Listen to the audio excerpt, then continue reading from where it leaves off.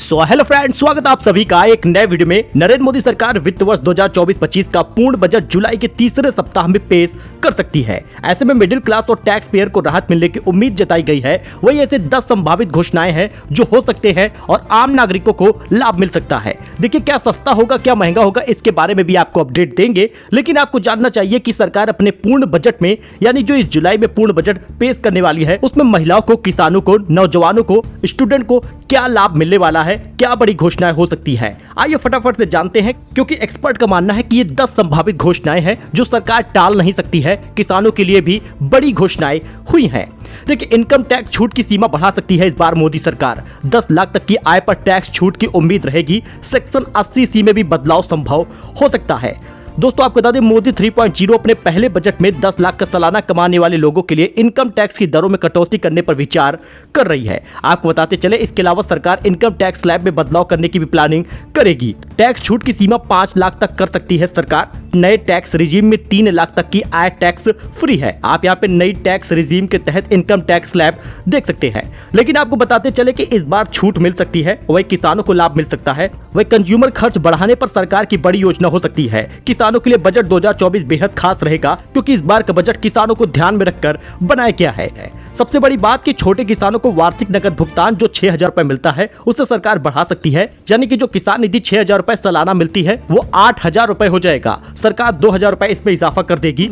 न्यूनतम नौकरी गारंटी कार्यक्रम के तहत वार्षिक भुगतान बढ़ाने वाले महिला किसानों के लिए वित्तीय सहायता का विस्तार करने पर भी चर्चा हो रही है। मतलब कि सरकार 12,000 रुपए तक दे सकती है। 6,000 महिलाओं को, 6,000 पुरुषों को किसान निधि के तहत। वित्त मंत्री निर्मला सीतारमण इस सप्ताह अर्थशास्त्रियों को, ट्रेड यूनियन वालों को, उद्योग मंडलों को साथ में लेकर बजट पूर्व परामर्श की है। जी हां, नई नवेली मोदी सरकार का बजट 22 जुलाई को घोषित किया जाएगा। लेकिन इससे पहले सरकार ने 10 संभावित घोषणाओं के बारे में जो बताया है, उसमें मुहर लगती दिख रही है। लेकिन रोबोट टैक्स लगेगा। मोदी सरकार लाएगी रोबोट टैक्स। बजट में वित्त मंत्री कर सकती है इनका ऐलान। जानिए आप पर इसका क्या असर होगा। दरअसल केंद्र सरकार आगामी बजट में रोबोट टैक्स ला सकती है। देश के कई प्रमुख अर्थशास्त्रियों ने वित्त मंत्री निर्मला सीतारमण को यह टैक्स लगाने का सुझाव दिया है। इसका कारण यह है कि इस पर मैन्युफैक्चरिंग हब बनाने और ग्रेजुएट को रोजगार के लायक बनाने में सुझाव मिले हैं। सबसे अहम सुझावों में से एक आर्टिफिशियल इंटेलिजेंस के बढ़ते इस्तेमाल से रोजगार पर पड़ने वाले असर को कम करने के लिए रोबोट टैक्स लागू करने की बात कही गई है। ऐसा होता है तो रोबोट टैक्स भी लग जाएगा।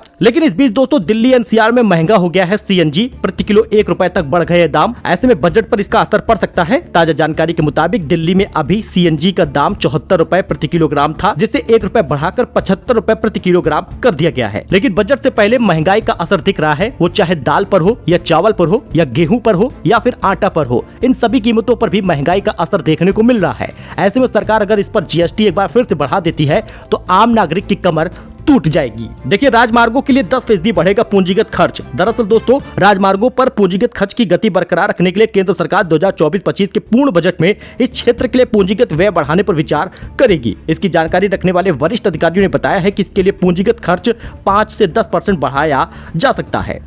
EPF के ब्याज पर टैक्स छूट को खत्म करने का कठोर फैसला हो सकता है। फिक्की ने की निर्णय वापस लेने की मांग। वित्त वर्ष 2021-22 में निजी क्षेत्र के कर्मचारियों के EPF में सालाना 2.5 लाख रुपए की लिमिट से ज्यादा योगदान वाले रकम पर ब्याज से होने वाले इनकम पर टैक्स छूट को वापस ले लिया गया था। अब ऐसे में टैक्स फ्री रखने के लिए सालाना कंट्रीब्यूशन की लिमिट 2.5 लाख रुपए से बढ़ाकर 5 लाख रुपए करने या फिर इसे सख्त नियम के साथ खत्म करने की मांग की जा रही है। वही सरकार जो गैस सिलेंडर पर सब्सिडी देती है उज्ज्वला धारकों को 300 रुपए की, इसे बढ़ा सकती है 350 रुपए तक कर सकती है। जी हां, घरेलू गैस सिलेंडर धारकों के लिए भी बड़ी खुशखबरी है, क्योंकि सरकार इस पर भी बड़ा फैसला ले सकती है। आम नागरिकों को महंगाई से राहत देने के लिए बड़ा कदम सरकार का हो सकता है और उज्ज्वला धारकों की संख्याओं को बढ़ाने के लिए भी सरकार बड़ी घोषणाएं इस बजट में कर सकती है। साथ ही किसान धारकों को मैंने बता ही दिया है कि 8,000 रुपए हो जाएगा इस बार किसान निधि। वही दोस्तों, 10 साल में नहीं हुआ वो अब हो जाएगा, क्योंकि सैलरी वालों को मिलेगा तोहफा। बढ़ सकती है डिडक्शन की लिमिट। जी हां दोस्तों, 10 साल में जो नहीं हुआ वो अब हो सकता है। ब्याज दरें कम करनी है। इन सब के लिए टैक्स पेयर का रोल काफी बड़ा होता है। कंजप्शन को बढ़ावा देना है तो टैक्स पेयर के हाथ में पैसा देना ही होगा। ऐसा 10 संभावित बजट में बातें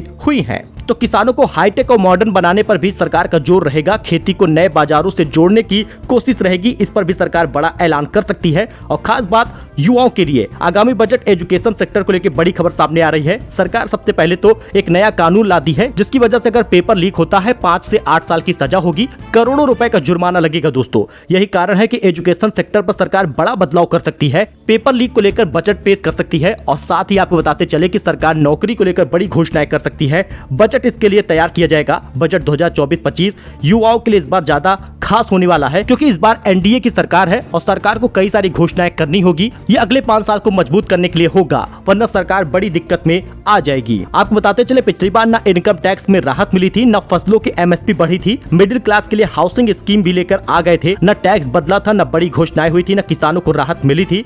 फिलहाल इस बार इनकम टैक्स स्लैब में बदलाव हो सकता है। महिलाओं को 3 करोड़ लखपति दीदी बनाने का जो टारगेट था वो 5 करोड़ इसकी संख्या हो सकती है। किसानों को फसल की एमएसपी का दायरा इस बार बढ़ जाएगा। पिछली बार नहीं बढ़ा था, अंतरिम बजट था, क्योंकि फरवरी में ही बजट पेश किया गया था। अंतरिम बजट सरकार का आखिरी साल था, अब सरकार की ये पहले साल है, सरकार का बजट होगा, सरकार इसी बजट पर पूरे साल काम करेगी। यही कारण है कि किसान फसलों की एमएसपी पर दायरा बढ़ा सकती है। शिक्षा रोजगार को लेकर 1 लाख करोड़ का कॉपर्स फंड दिया गया था, इस बार इसको बढ़ाया जा सकता है। मेट्रो नमो भारत प्रोजेक्ट को और बढ़ावा मिलेगा। फिलहाल आई होप कि आपको ये जानकारी पसंद आई होगी। किसानों को, नौजवानों को, महिलाओं को इस बार का बजट में काफी कुछ मिलने वाला है। वैसे आपका क्या मानना है? क्या महिलाओं को भी किसान निधि का पैसा देना चाहिए? उनकी योजनाओं के लिए, व्यापारियों के लिए भी बड़ी घोषणाएं हो सकती हैं। सो दोस्तों फिलहाल के लिए इतना ही, मिलते हैं नए वीडियो में एक नई जानकारी के साथ। फिलहाल के लिए इतना ही, धन्यवाद।